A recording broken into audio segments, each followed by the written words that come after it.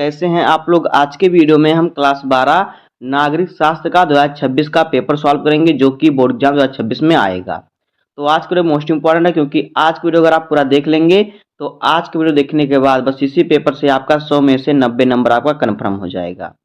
उम्मीद करता हूँ आपको वीडियो पसंद आएगा। अगर आपको वीडियो पसंद आए तो वीडियो को लाइक कर दीजिए, चैनल पे नए हैं सब्सक्राइब कर दीजिए, बेल आइकन को प्रेस कर दीजिए क्योंकि बोर्ड एग्जाम के हर इंपॉर्टेंट टॉपिक का वीडियो आपको चैनल पर मिलता रहेगा। तो ये वीडियो को स्टार्ट करते हैं।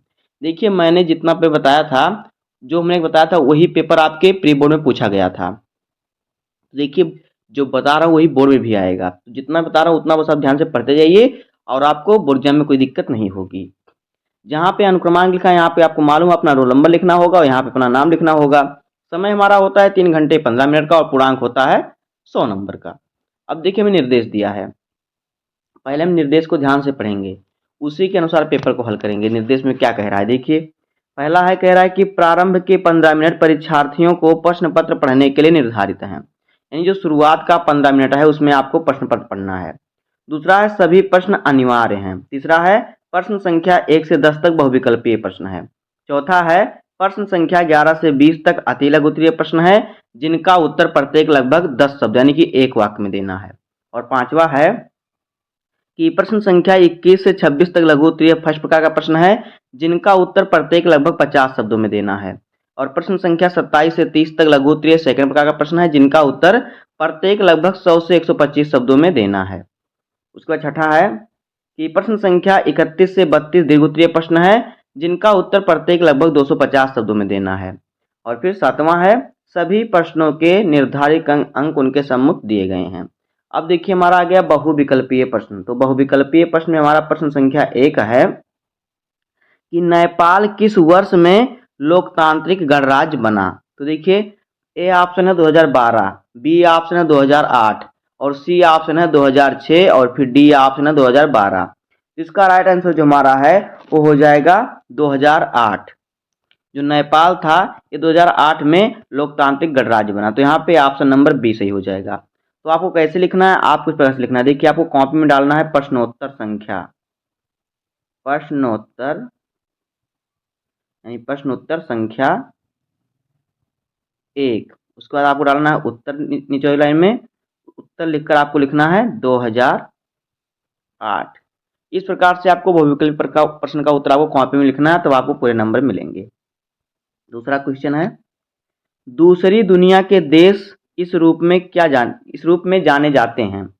जो दूसरी दुनिया के देश हैं वो इस रूप में क्या जाने जाते हैं। ए ऑप्शन है समाजवादी देश और बी ऑप्शन है पूंजीवादी देश और फिर सी ऑप्शन है विकासशील देश और डी ऑप्शन है इनमें से कोई नहीं। तो इसका राइट आंसर जो हमारा है वो क्या हो जाएगा समाजवादी देश। तो यहाँ पे ऑप्शन नंबर ए सही हो जाएगा। तीसरा क्वेश्चन है देशी रजवाड़ों के भारत में विलय का महत्वपूर्ण प्रयास किसने किया था। ए ऑप्शन है सरदार पटेल, बी ऑप्शन है नेहरू, सी ऑप्शन है महात्मा गांधी और डी ऑप्शन है लाल बहादुर शास्त्री। तो इसका राइट आंसर जो हमारा है वो हो जाएगा सरदार पटेल। तो यहाँ पे ऑप्शन नंबर ए सही हो जाएगा। उसके बाद देखिए क्वेश्चन नंबर 4 है निजाम का संबंध भारत की किस रियासत से माना जाता है। ए ऑप्शन है जम्मू कश्मीर, बी ऑप्शन है जूनागढ़, सी ऑप्शन है भोपाल और डी ऑप्शन है हैदराबाद। तो इसका राइट आंसर जो हमारा है वो हो जाएगा हैदराबाद। तो यहाँ पे ऑप्शन नंबर डी सही हो जाएगा। 5 नंबर क्वेश्चन है विश्व में 1991 की मुख्य घटना क्या थी। ए ऑप्शन है सोवियत संघ का विघटन, बी ऑप्शन है स्वतंत्र राज्यों के राष्ट्रकुल का गठन और डी ऑप्शन है बर्लिन की दीवार का तोड़ा जाना और डी ऑप्शन है शॉक थेरेपी नीति का प्रयोग। तो इसका राइट आंसर जो हमारा है वो हो जाएगा सोवियत संघ का विघटन। तो यहाँ पे हमारा ऑप्शन नंबर ए सही हो जाएगा। 6 नंबर क्वेश्चन है पेरेस्ट्रोइका तथा ग्लासनोस्त नीतियों का संबंध किस देश से है। ए ऑप्शन है संयुक्त राष्ट्र संघ, बी ऑप्शन है सोवियत संघ, सी ऑप्शन है जर्मनी और डी ऑप्शन है फ्रांस। तो इसका राइट आंसर जो हमारा है वो क्या हो जाएगा सोवियत संघ। तो यहाँ पे हमारा ऑप्शन नंबर बी सही हो जाएगा। 7वां क्वेश्चन है कि पंचशील समझौता किन देशों के बीच हुआ। ए ऑप्शन है भारत पाकिस्तान, बी ऑप्शन है भारत बांग्लादेश, सी ऑप्शन है भारत चीन और डी ऑप्शन है इनमें से कोई नहीं। तो इसका राइट आंसर हो जाएगा भारत और चीन के बीच जो हुआ था पंचशील समझौता हुआ था। तो यहाँ पे ऑप्शन नंबर सी सही हो जाएगा। 8वां क्वेश्चन है अविभाजित भारत में रजवाड़ों की संख्या कितनी थी? ए ऑप्शन है 565, बी ऑप्शन है 556, सी ऑप्शन है 456 और डी ऑप्शन है 455। तो इसका राइट आंसर हो जाएगा 565। तो यहाँ पे ऑप्शन नंबर ए सही हो जाएगा। उसके बाद देखिए 9 नंबर क्वेश्चन है, भारत ने अपना पहला परमाणु परीक्षण कब किया? ए ऑप्शन है मार्च 1971, बी ऑप्शन है अगस्त 1972, सी ऑप्शन है जनवरी 1973 और डी ऑप्शन है मई 1974। तो इसका राइट आंसर हो जाएगा 18 मई 1974 में जो हुआ था, भारत ने पहला परमाणु परीक्षण किया। कब? 18 मई 1974। 18 मई 1974। तो यहाँ पे हमारा ऑप्शन नंबर डी से हो जाएगा 1974। उसके बाद देखिए 10 नंबर क्वेश्चन है, कौन सा दक्षिण एशिया का अंग नहीं है? ए ऑप्शन है श्रीलंका, बी ऑप्शन है भारत, सी ऑप्शन है चीन और डी ऑप्शन है पाकिस्तान। तो इसका राइट आंसर हो जाएगा चीन। जो चीन है ये जो है दक्षिण एशिया का अंग नहीं है। तो यहाँ पे ऑप्शन नंबर सी सही हो जाएगा। आगे देखिए हमारा आ गया अति लघुत्तरीय प्रश्न। तो अति लघुत्तरीय प्रश्न, हर प्रश्न आपका 2 नंबर का होगा। तो यहाँ पे देखिए इसका उत्तर आपको देना है 10 शब्दों में, यानी कि एक वाक्य में। तो 11 नंबर क्वेश्चन है, दूसरी दुनिया के रूप में पहचाने जाने वाले देशों के नाम लिखिए। तो देखिए दूसरी दुनिया के रूप में पोलैंड और हंगरी 2 देश हैं जो दूसरी दुनिया के रूप में जाने जाते हैं। 12 नंबर क्वेश्चन है, आसियान विजन 2020 की मुख्य बातें क्या है? तो देखिए आसियान विजन 2020 की मुख्य 2 बातें निम्नवत हैं। नंबर 1 है, इसमें अंतर्राष्ट्रीय समुदाय में आसियान की एक बहुमुखी भूमिका को प्रमुखता दी गई। दूसरा, टकराव की जगह बातचीत का मार्ग अपनाया जाएगा। इस नीति से आसियान ने कंबोडिया के टकराव को समाप्त किया। 13 नंबर क्वेश्चन है, देखिए साफ्टा से क्या अभिप्राय है? तो देखिए साफ्टा से अभिप्राय है दक्षिण एशिया मुक्त व्यापार क्षेत्र समझौता। इस समझौते पर फरवरी 2004 में 12वें दक्षेस सम्मेलन में हस्ताक्षर किए गए। यह समझौता 1 जनवरी 2006 से क्या प्रभावी हो गया। आगे देखिए अगला क्वेश्चन है कि अंतरराष्ट्रीय स्तर पर काम करने वाले किन्हीं 2 गैर सरकारी संगठनों का नाम लिखिए। तो पहला है विश्व स्वास्थ्य संगठन, दूसरा है अंतरराष्ट्रीय मुद्रा कोष। अब देखिए 15 नंबर क्वेश्चन है, दुनिया में सबसे ज्यादा सशस्त्र संघर्ष किन देशों में होता है? तो देखिए दुनिया में सबसे अधिक सशस्त्र संघर्ष अफ्रीका से सहारा मरुस्थल के दक्षिणवर्ती क्षेत्र देशों में होता है। यह क्षेत्र दुनिया का सबसे गरीब देश है। 21वीं सदी के शुरुआती समय में इस क्षेत्र के युद्धों में शेष दुनिया की अपेक्षा यहाँ कहीं ज्यादा लोग मारे गए। 16 नंबर क्वेश्चन हमारा है, लिमिट्स टू ग्रोथ नामक पुस्तक कब और किसने प्रकाशित की थी? तो देखिए लिमिट्स टू ग्रोथ नामक पुस्तक वैश्विक मामलों से सरोकार रखने वाले एक विद्वत समूह का क्लब ऑफ रोम ने 1972 में प्रकाशित किया था। 17 नंबर क्वेश्चन देखिए क्या है हमारा, कह रहा है कि सामाजिक सुरक्षा कवच से क्या अभिप्राय है? तो उत्तर देखिए सामाजिक सुरक्षा कवच से अभिप्राय उन सांस्थानिक उपायों से है जिनके द्वारा आर्थिक रूप से कमजोर लोगों को वैश्वीकरण के दुष्प्रभाव से बचाया जा सके। आगे देखिए 18 नंबर क्वेश्चन है कि स्वतंत्रता के समय विभाजित हुए 2 प्रांतों के नाम का उल्लेख कीजिए। एक हो गया बंगाल, दूसरा हो गया पंजाब। ये जो हैं स्वतंत्रता के समय विभाजित हुए 2 राज्य हैं। आगे देखिए 19 नंबर क्वेश्चन है कि महालनोबिस मॉडल पर आधारित पंचवर्षीय योजना कौन सी है? उत्तर देखिए दूसरी पंचवर्षीय योजना महालनोबिस मॉडल पर आधारित थी।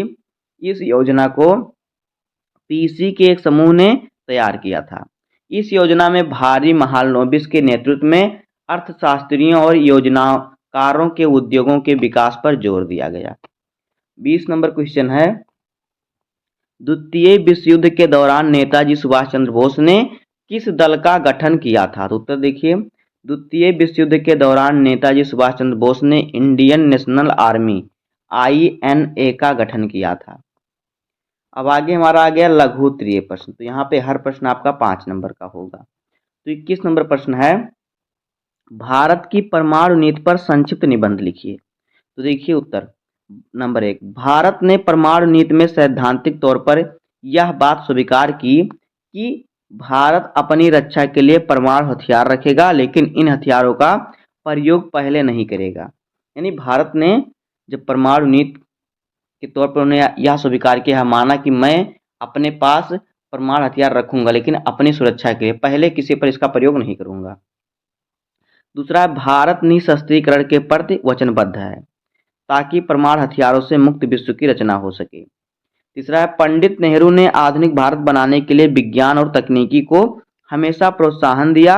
उदाहरण, 1940 में डॉक्टर होमी जहांगीर भाभा ने निर्देशन में परमाणु कार्यक्रम के लिए प्रयास किए गए।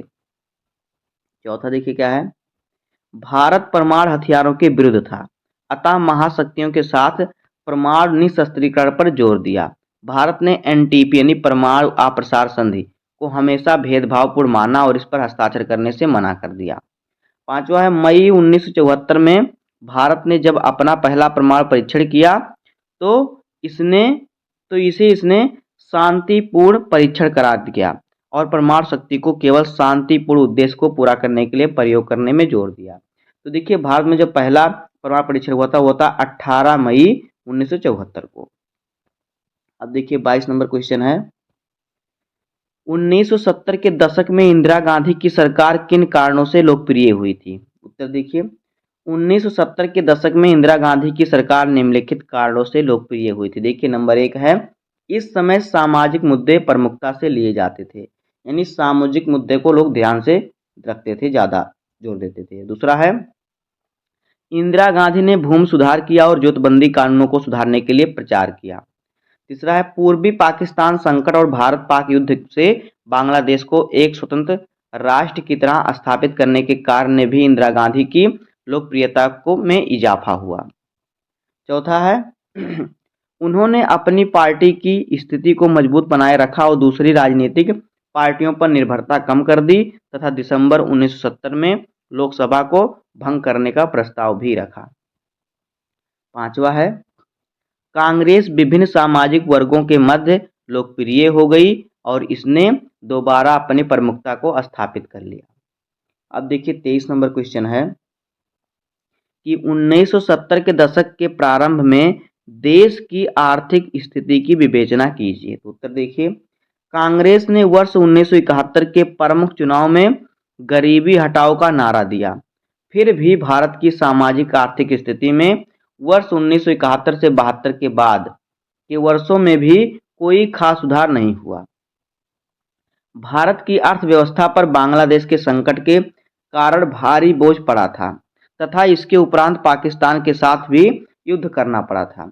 वर्ष 1973 में वस्तुओं की कीमतों में 23% और 1974 में 30% की वृद्धि हुई, जिससे जनता को भारी कठिनाइयों का सामना करना पड़ा। आगे देखिए 24 नंबर क्वेश्चन है कि अन्य पिछड़ा वर्ग के राजनीतिक उदय पर एक संक्षिप्त टिप्पणी लिखिए। उत्तर देखिए, 1970 के दशक का एक दूरगामी परिवर्तन था अन्य पिछड़ा वर्ग का उदय।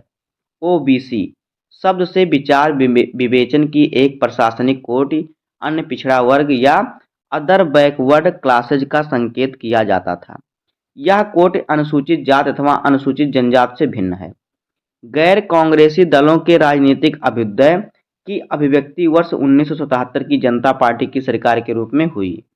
जनता पार्टी के कई घटक दलों जैसे कि भारतीय क्रांति दल तथा संयुक्त सोशलिस्ट पार्टी का ग्रामीण इलाकों के अन्य पिछड़ा वर्ग में भारी क्या हुआ जनाधार था।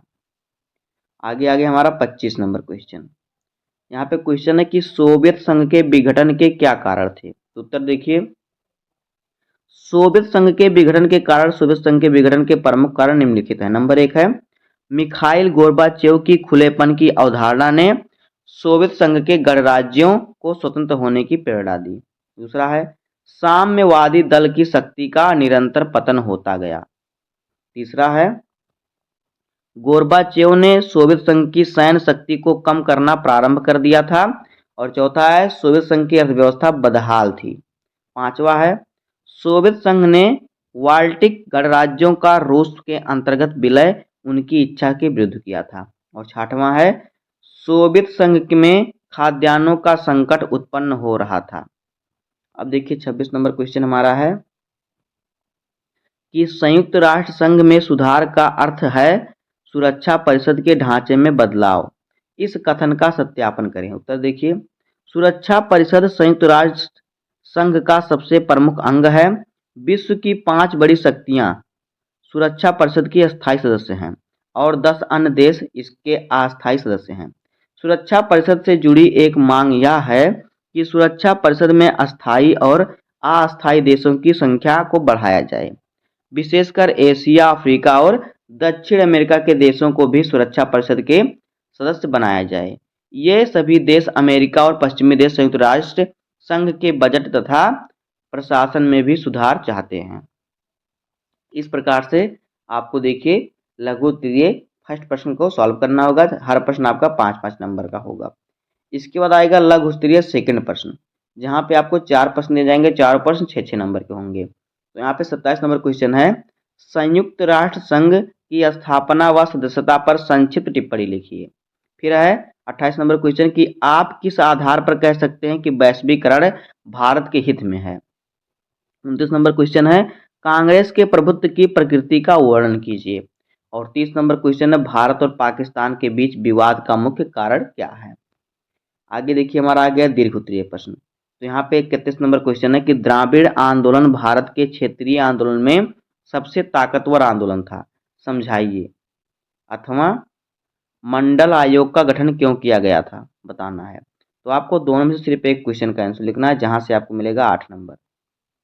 आगे देखिए 32 नंबर क्वेश्चन है, वर्तमान में भारत और पाकिस्तान के मध्य संबंधों में आए बदलाव का विश्लेषण कीजिए। अथवा मूलवासी कौन है, इनके किन्हीं 3 अधिकारों का उल्लेख कीजिए। तो यहाँ पर आपको दोनों में से सिर्फ एक क्वेश्चन का आंसर लिखना है, जहां से आपको मिलेगा 8 नंबर। तो दोस्तों इसी प्रकार से आपको नागरिक शास्त्र का पेपर देना है 2026 में, तब जाके आपको पूरे 100 में 100 नंबर मिलेंगे। तो उम्मीद करता हूँ आपको वीडियो पसंद आया होगा। अगर आपको वीडियो पसंद आए तो वीडियो को लाइक कर दीजिए और चैनल पे नए हैं तो सब्सक्राइब कर दीजिए, बेल आइकन को प्रेस कर दीजिए, क्योंकि बोर्ड एग्जाम के हर इंपॉर्टेंट टॉपिक का वीडियो आपको इस चैनल पर डेली मिलता रहेगा। तो मिलते हैं किसी नेक्स्ट वीडियो में, तब तक के लिए धन्यवाद। जय हिंद।